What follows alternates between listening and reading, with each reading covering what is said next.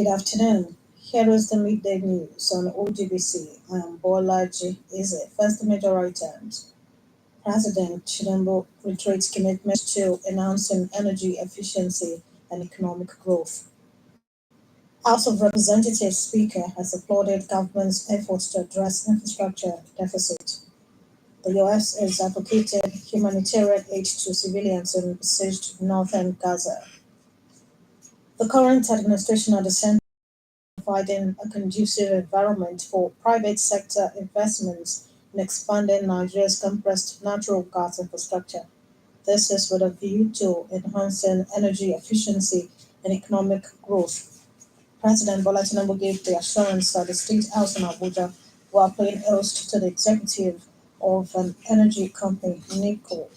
The president, who emphasized the importance of public-private partnership in driving the transition to cleaner and more affordable energy solutions for Nigerians, acknowledged the company's role in enhancing the adoption of CNG as an alternative fuel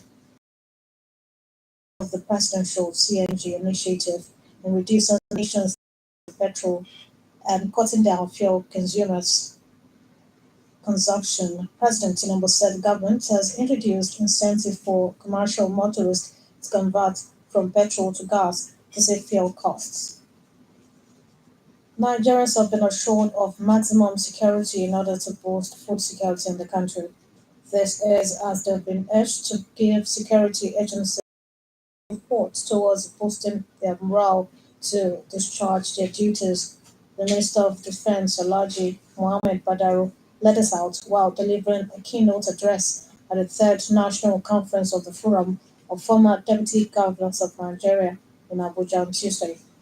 Represented by Special Advisor Technical, Mr. Ahmed Jibril, the minister assured that the armed forces will not relent in bringing all enemies of Nigeria to justice.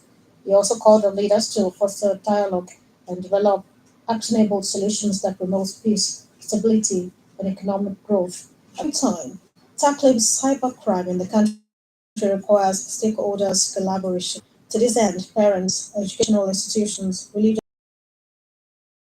societies, and law enforcement agencies should work hand in glove. Priority Summit, put together by the Economic and Financial Crime against individuals or businesses with an assault on the nation's economic stability and the future of the youth. The First Lady, who expressed concern at the alarming rates of youth's involvement in cybercrime, urged parents to guide their children appropriately by inculcating morals and a sense of patriotism in them. Meanwhile, the Nigeria Governors Forum (NGF) has expressed its support for the Economic and Financial Crimes Commission in its anti-corruption crusade. The chairman of the forum and governor of Kwara State, Alhaji Abdurrahman Abdulrazak, expressed their support at the 2024 National Cybercrime Summit held in Abuja. Alhaji Abdulrazak, who called for synergy on cyber security in the country to enhance national development, emphasized the need to shift the public perception of crimes. The NGF chairman expressed delight at the effort of the EFCC, the National Drug Law Enforcement Agency (NDLEA), and the National Orientation Agency (NOA) in educating young Nigerians on issues related to crime, drug abuse, and patriotism. The President Bola Tinubu-led administration has been given a pat on the back for its initiatives aimed at addressing infrastructural deficits in the country, especially at the Federal Capital Territory. The Speaker of the House of Representatives, the Right Honorable Tajuddin Abbas, who gave the commendation on Tuesday at the flag of the construction of the access road from Ring Road 1 to the Judge Quarters in Abuja, described as worst of the nation's infrastructure deficit, represented by his second in command, Honorable Benjamin Kalu. The Speaker noted that Nigeria needs to invest about $3 trillion over the next 30 years to bridge the infrastructure gap. He noted that the steps taken by President Tinubu to address the challenges since assumed office shows that he understands the role infrastructure plays in national development. You're listening to the Midday News on OGBC 90.5 FM. The U.S. Secretary of State, Mr. Anthony Blinken, has told Israeli leaders that there is more not to be done to get humanitarian aid to civilians in besieged northern Gaza, raising possible consequences in U.S. law if action is not taken. On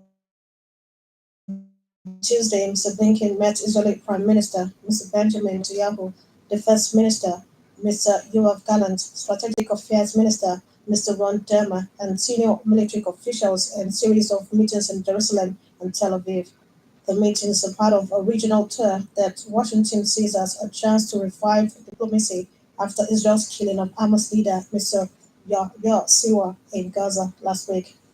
The account of Mr. Blinken's face-to-face message to the Israelis comes despite mounting criticism that the US has failed to stem the rate at which civilians have been killed. Britain and Germany will sign what the UK government is calling a landmark defence agreement aimed at boosting security, investment and jobs. Under the agreement, German defence company Fremantle will open a new factory in the UK to manufacture barrels for artillery guns, supporting 400 jobs.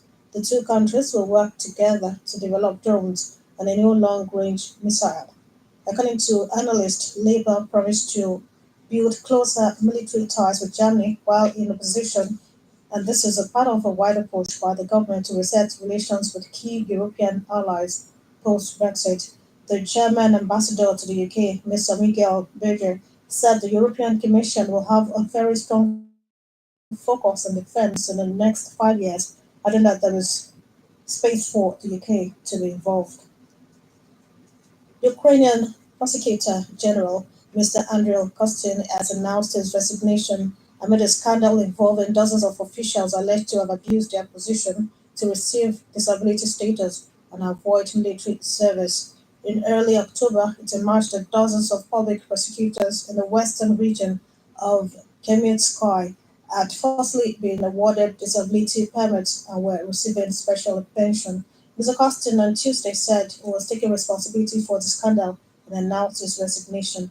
He called the situation around the false disability clearly immoral. The announcement followed a meeting of the National Security and Defense Council.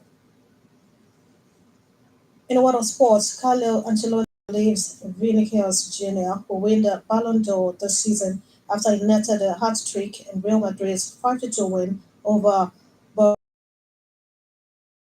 In a repeat of their Champions League final in June, the Bundesliga outfit on their way to exerting revenge after taking a two-goal lead at halftime. Vinicius, however, took charge and stole the show with a second-half treble. In his post-match reaction, Ancelotti described the Brazilian forward as a extraordinary talent who has done enough to win the Ballon d'Or. The economic development of the nation requires a concerted effort. Play your own part. To other media news, another look at the major items. Playing host to the executive of an energy company in Abuja, President Bolaji reiterated commitment to providing a conducive environment for private sector investment with a view to enhancing energy efficiency and economic growth. At the flag of the construction of the access road from Ring Road 1 to the judges' quarters in Abuja, Representatives, the Right Honourable Tajuddin Abbas, lauded President Bola Tinubu for his initiatives aimed at addressing infrastructural deficits in the country. Secretary of State Mr. Anthony Blinken on Tuesday told Israeli to civilians in besieged northern Gaza. The media news was edited by Chris Obo and broadcast from OGBC Abeokuta. For exclusive programs and the latest news updates, visit our website at www.ogunradio.ng. Follow us on Facebook at Ogun Radio Abeokuta and on X at OGBC 95 FM. You can also listen to OGBC on the Radio Garden.